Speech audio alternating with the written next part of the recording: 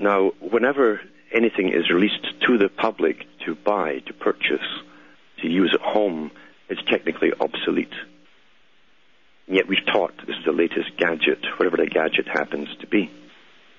I've gone into the video games, for instance, and I've asked you to think why on earth would games that were designed for the military establishment be so heavily funded, incredibly heavily funded by government institutions, using your tax money to bring out more and more vicious games and to make children want to enter, to really want to enter a different world of reality.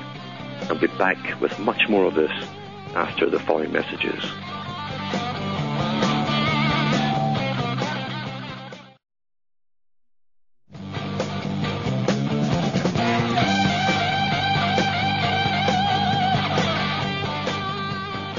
Hi folks, I'm Alan Watt, and we're cutting through this matrix.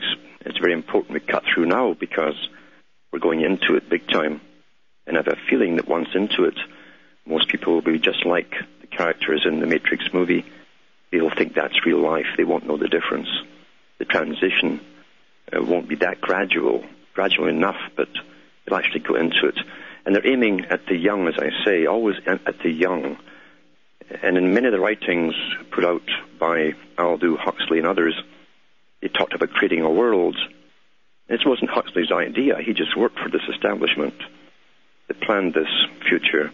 But he said that most people are unhappy, therefore we'll make them happy. We'll give them a type of Big Brother type society where everything's taken care of for them, and we'll use drugs and so on, and various scientific methods to control the people and keep them happy, keep them ordered. Because the greatest thing they fear at the bottom happens to be independent thinkers.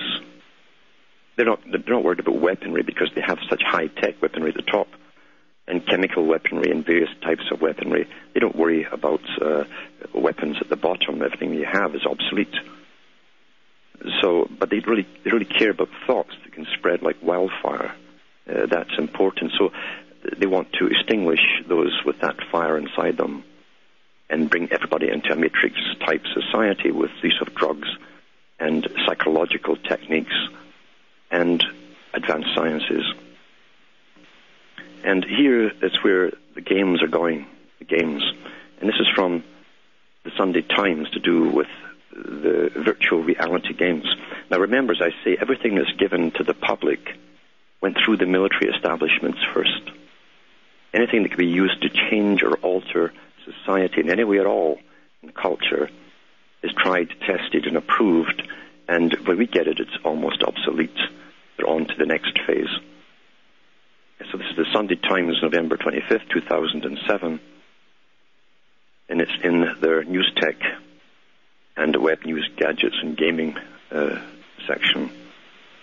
This is by Alex Pell and Christopher Goodwin. It says, think carefully before you answer. It's a device that is capable of reading people's minds, fact or fantasy. We knew you'd say that, but scientists at an American laboratory have been brainstorming the same question for more than 5 years and have come up with a mind-blowing different answer. They call it Epoch. But when it is launched early next year in Britain and the US, it will probably be known simply as the mind-reading helmet, capable supposedly of knowing what users are thinking. The device is being hailed as a revolutionary breakthrough in the way that humans will be able to interact with computers. This is the interfacing. We're getting everyone trained to go into the interface, but the young will adapt to it very quickly, and then the next bunch will go even further. Its implications are massive, opening the possibility that one day people will be able to control everything from light switches to the cursor on their computer screen by simply thinking about it. Yeah, but they don't tell you that you won't be programming it. Someone will be programming you. However, for now, the technology will be used as the ultimate gimmick to play computer games simply by thinking your screen characters into action. Emotive systems. Now, emotive, it refers to emotion, and there's more to this I'll go into later. The San Francisco company that has developed the technology says Project Epoch could mean the end of joysticks and keyboard bashing. Instead, game players will be able to visualize a move in their head that will move, and that move will be replicated on the screen in front of them. So, for example, Harry Potter could be ordered to cast exotic spells, or a Jedi might exert the Force to fling his enemies around, all through the willpower of the gamer with no buttons pressed.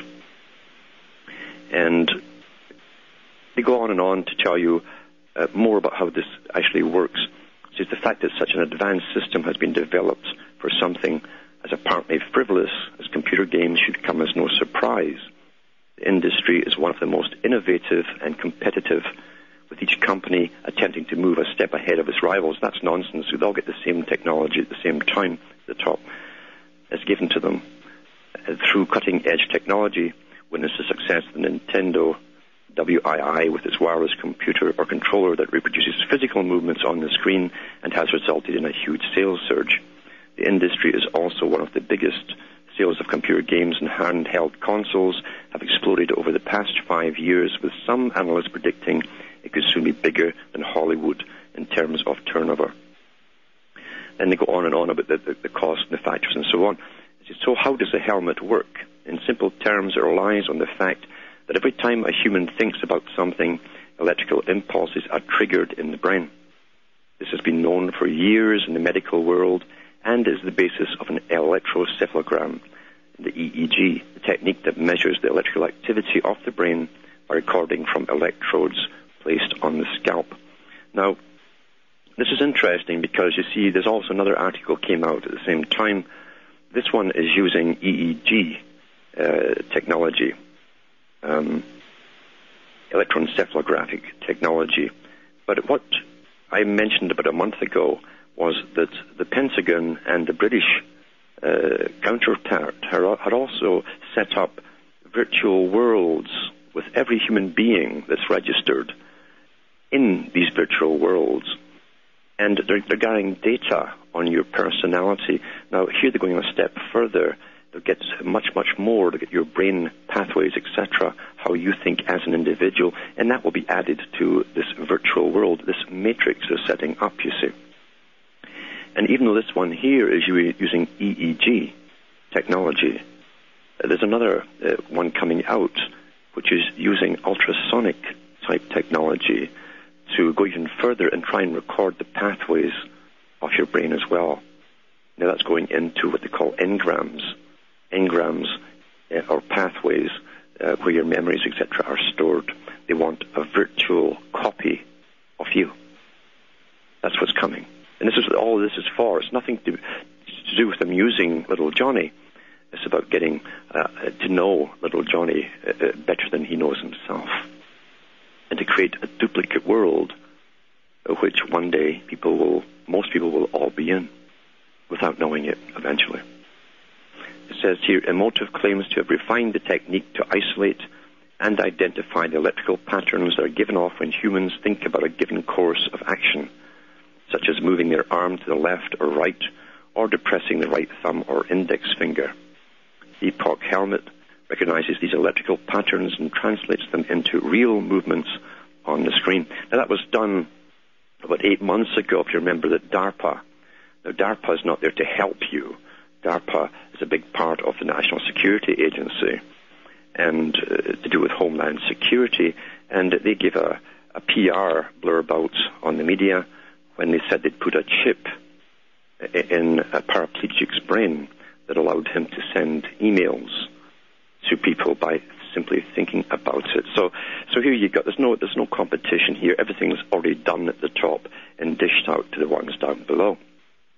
It says to look at the helmet resembles nothing so much as a novelty head massage gadget with several spidery arms curving around the head and meeting at the top. The arms are fitted with a total of 16 sensors positioned so they are in contact with the relevant part of the head and pick up electric signals in the brain. The system's software analyzes these signals and then wirelessly relays what it detects to a receiver plugged into the US B port of the game console or PC. Emotive says it has mapped 12 specific actions that the helmet will recognize and can be reproduced in standard games. Now, you know that back in the 90s, in 95 I think it was announced in all major media, definitely here in Canada, that all communication devices, phones, faxes, computers, and so on, had to be accessible at all times, be made to be so by the manufacturers, to be accessible at all times by the security agencies, your governmental security agencies.